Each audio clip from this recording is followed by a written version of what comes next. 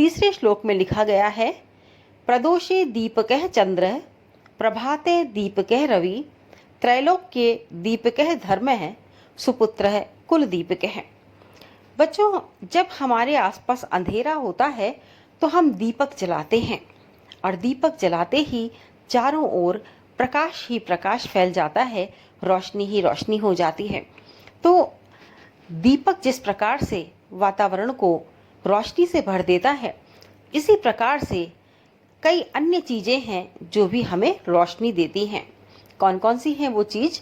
देखिए, बताया है, प्रदोषे दीपकः चंद्र, यानी शाम के समय, रात्रि के समय जो दीपक जो है, चंद्रमा जो दीपक के समान होता है। प्रदोषे यानी सायंकाल, शाम के समय, और शाम के समय से लेकर जो रास्ता दिखाने का काम है वो भी चंद्रमा करता है। यानी चंद्रमा की चांदनी जब बिखरती है तो हमें बहुत सारी चीज़ें उस चांदनी में दिखाई दे जाती हैं, तो वो एक दीपक के समान चंद्रमा कार्य करता है।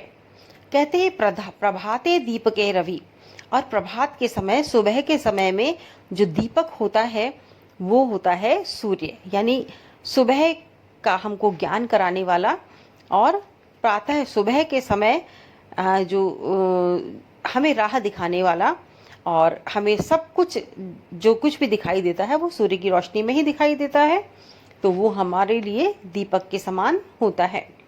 इसके बाद कहा गया है, त्रैलोक्य दीपकः धर्मम, और तीनों लोकों में दीपक जो है धर्म है, यानी तीनों लोकों में मार्ग दिखाने वाला, रास्ता दिखाने वाला, रोशनी फैलाने वाला अगर कुछ है तो वो है धर्म। और कहा गया है कि सुपुत्र है कुल दीपक है, और सुपुत्र यदि हो, यानी अच्छा पुत्र यदि हो, योग्य पुत्र यदि हो, तो वह कुल को रोशन करने वाला काम करता है, कुल को प्रकाशित करने वाला कार्य करता है, इसलिए उसे कुल दीपक कहते हैं। इसका अनुवाद जान लीजिए।